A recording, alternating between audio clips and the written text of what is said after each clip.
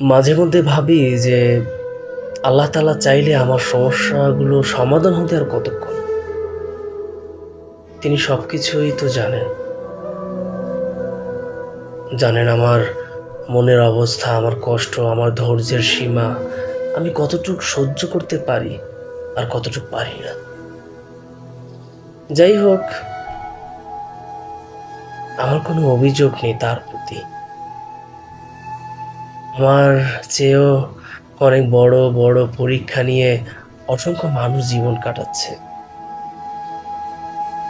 আমি শুধু বিশ্বাস রাখি আমার রব যখন উত্তম মনে করবেন, তখন এক নিমিষে আমার সব সমস্যা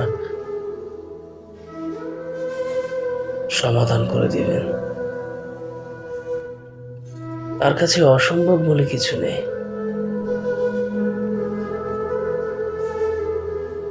ইনশাল্লাহ সেই সময়ের একদিন আসবে, হয়তো বেশি দেরি নেই।